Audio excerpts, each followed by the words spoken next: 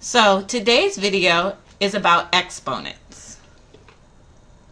So what is an exponent? An exponent is a numerical symbol used to show repeated multiplication. Why do we use exponents? We use them to show repeated multiplication in a shorter and a quicker way. So here's some important vocabulary that you need to know. The first word is the base. So this big number here, we call the bigger number the base, and the base is the number that's being multiplied over and over and over again. The smaller number that's always to the right of the base is called the exponent, and the exponent tells you how many times you're actually going to multiply the base.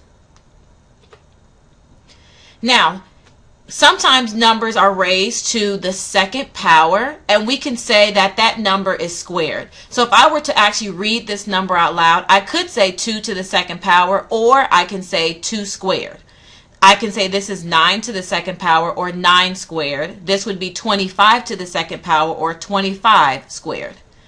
If a number is raised to the third power, then we can say that number is cubed. So I can say that this is 4 to the third power, or I can say it's 4 cubed. I can say this is 7 to the third power, or 7 cubed. And then this number would be 48 to the third power, or 48 cubed.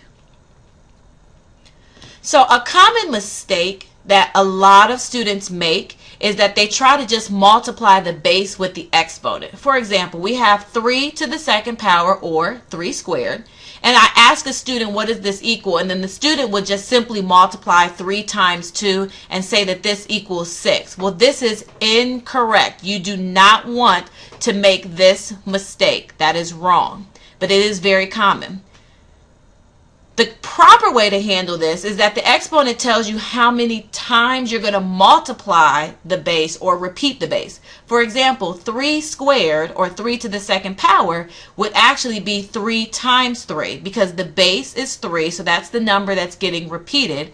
And then the exponent 2 tells us that we're going to multiply 3 2 times. So then 3 squared, or 3 to the second power, is actually 9. So this is the correct way. So be very careful that you don't make that common mistake. So let's look at an example.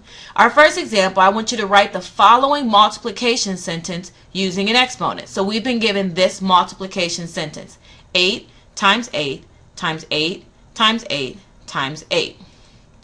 Now, since 8 is the number that's being repeated, this will be our base. And since 8 is going to get repeated 5 times, this will be my exponent. So we can say that 8 times 8 times 8 times 8 times 8 can be written as 8 to the 5th power. Our next example is, what is 3 to the third power, or 3 cubed? What does that equal? And once again, don't make the common mistake. 3 to the third power does not equal 9. You don't just multiply the 3's together. So don't make that mistake. 3 to the third power is actually 3 times 3 times 3, because my base is 3 and the exponent tells me to multiply it 3 times. So the first thing I want to do is look at, well, what is 3 times 3? I'm going to multiply these two numbers first, and that gives me 9. Then I'm going to multiply that answer, 9, times the last 3, and that gives me 27. So that means that 3 to the third power actually equals 27. So example 3 is about the powers of 10 shortcut. So sometimes you're going to be given 10 to a certain power. Like this example, we want to find what is 10 to the 4th equal. And there is a shortcut, and it only works with 10s. Now the longer way is that you can simply multiply 10 times 10 times 10 times 10, and if we multiply these 4 10s together, 10 to the 4th power will equal 10,000. But here's the shortcut. So the exponent is going to basically tell you how many zeros to add after the 1.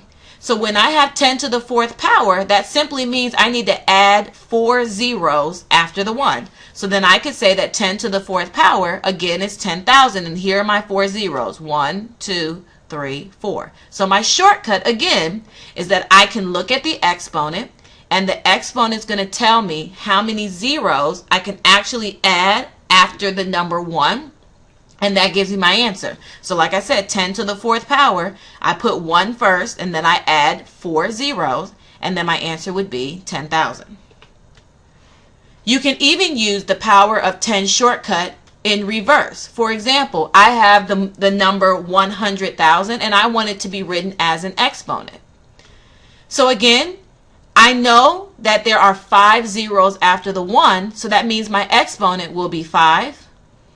And then the base is going to be 10, and the base would always be 10. With a number like this, the base would always be 10. So that means that 100,000 is equal to 10 to the 5th power. So hopefully you learned some interesting things about exponents today. Remember our important vocabulary, the word base, which is the number being multiplied, and the word exponent, which is the number that tells you how many times to multiply the base. And be careful not to make that common mistake.